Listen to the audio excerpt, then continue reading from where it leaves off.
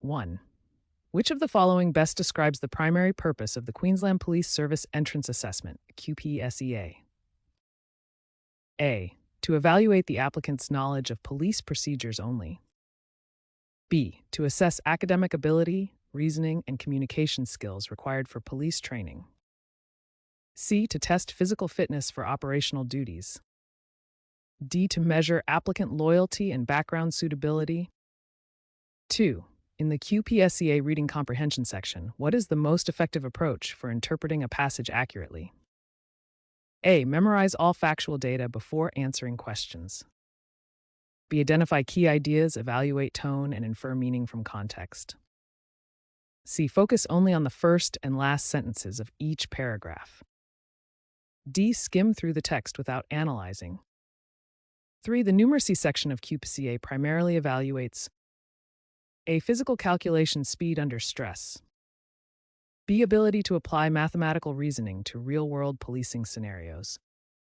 C. Memory recall of mathematical formulas. D. Speed in completing arithmetic without accuracy. 4. Which of the following reflects an effective mentoring approach for QPSEA applicants? A. Providing answers to test questions directly. B. Encouraging self-assessment, reflection, and skill development. C. Offering rigid memorization techniques. D. Avoiding feedback to maintain independence.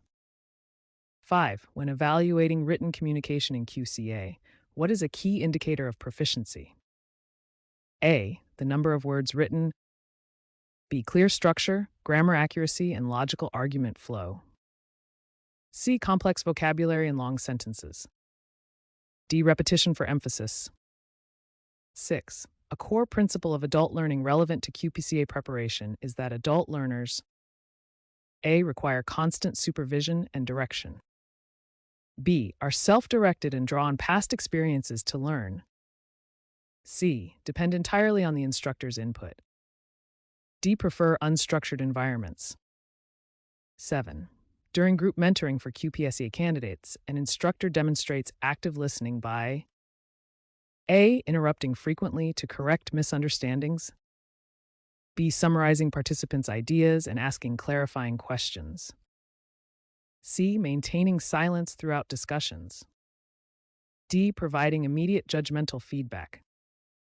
8. Effective evaluation of candidate readiness for QPSEA includes A. Observing confidence alone. B. Reviewing performance trends across multiple practice assessments.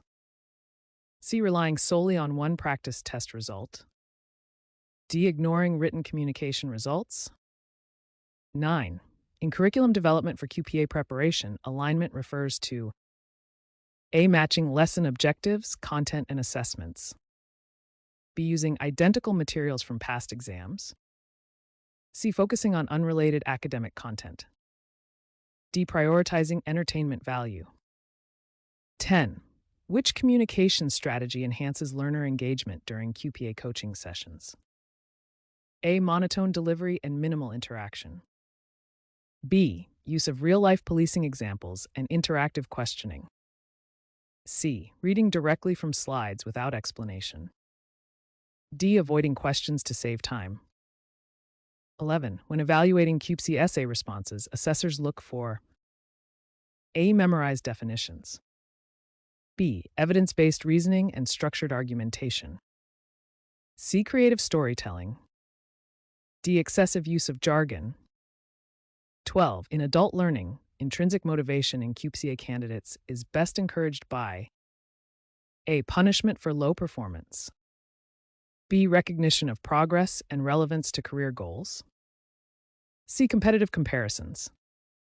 D. Limiting feedback opportunities. 13. Regulatory compliance in QPSEA preparation ensures that A. Candidates receive biased support. B. Ethical standards and testing integrity are upheld. C. Coaching centers can alter official assessment criteria.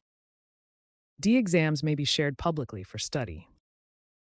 14. Which of the following is a best practice in feedback delivery during QPSEA mentoring? A. Delay feedback until the final week. B. Provide specific, timely, and actionable comments. C. Offer vague reassurance without direction. D. Focus only on weaknesses. 15. The reasoning test in QPSEA primarily measures A. Physical judgment under stress. B. Cognitive ability to interpret information logically and make conclusions. Emotional stability. D. Verbal memorization. 16. A key component of evaluation methods for QPSEA learning programs is A. Using both formative and summative assessments to gauge progress. B. Conducting one test at the end only. C. Ignoring assessment data.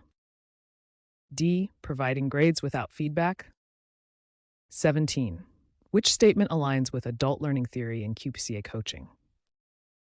A. Adults learn best through passive observation. B. Adults prefer problem-centered rather than content-centered learning. C. Adults depend on memorization of facts. D. Adults require little relevance to real-life applications. 18. During QPSEA preparation, formative assessments help by A. Grading final performance. B. Tracking ongoing improvement and guiding adjustments. C. Reducing motivation. D. Creating anxiety before exams. 19. What is a sign of effective communication in QPSEA group training? A. Participants demonstrate understanding by paraphrasing instructions. B. Learners remain silent. C. The trainer dominates the conversation. D. Only written instructions are used. 20. Mentoring effectiveness in QPSEA preparation can be evaluated through A. Student satisfaction surveys and observable performance gains. B. Number of meetings held. C. Test difficulty. D. Mentors credentials only. 21. The role of ethical practice in QPSEA coaching includes A. Protecting confidentiality and avoiding misinformation. B. Sharing assessment items with candidates. C. Encouraging shortcuts to pass exams. D. Prioritizing business goals over fairness. 22. In developing QPSEA training materials, evaluation of learning outcomes should focus on A. Learner achievement relative to objectives. B. Popularity of content. C. Visual aesthetics. D. Length of sessions. 23. Which communication barrier can reduce the effectiveness of QPSEA instruction? Cultural sensitivity. B. Use of technical jargon without explanation. C. Active listening. D. Open-ended questioning. 24. Reflective practice during QPSEA preparation allows candidates to A. Recognize mistakes and apply new strategies. B. Repeat identical errors. C. Ignore weaknesses. D. Depend solely on mentors. 25. When teaching adults preparing for QPS, facilitators should A. Relate learning to practical policing contexts. B. Use rote memorization exclusively. C. Limit interaction to maintain authority. D. Avoid feedback. 26. A QPSEA preparation curriculum should include evaluation tools that A. Measure knowledge, skills, and attitudes. B. Focus only on writing. C. Ignore communication abilities. D. Test random topics. 27. In adult learning, feedback is most effective when it is A. Timely, balanced, and encourages self-assessment. B. Delayed and overly critical. C. General and nonspecific. D. Focused on grades only. 28. Which principle of curriculum design applies to QPSEA readiness training? A. Aligning learning objectives with assessment tasks.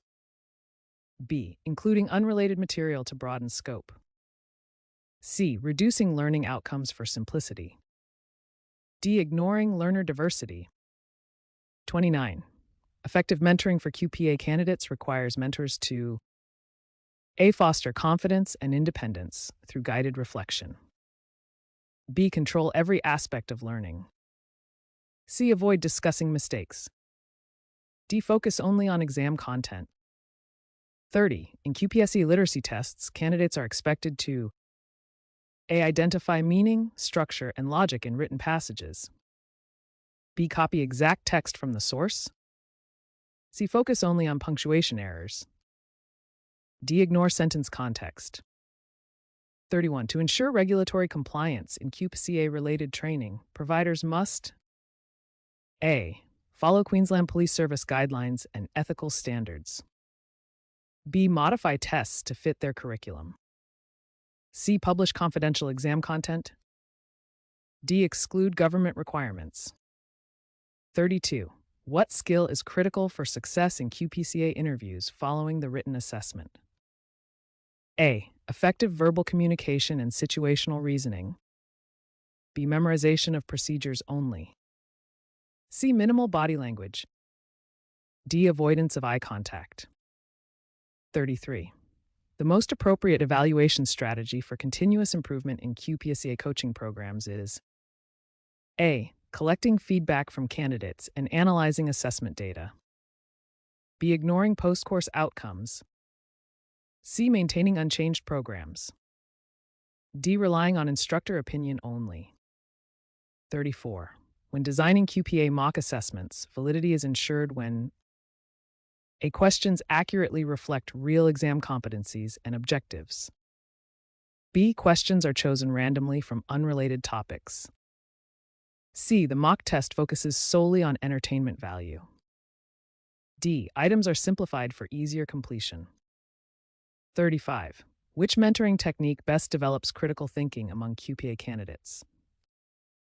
A. Using scenario-based questioning that prompts reflection and decision-making. B. Providing model answers for memorization. C. Limiting discussions to factual recall. D. Avoiding real-world examples to save time.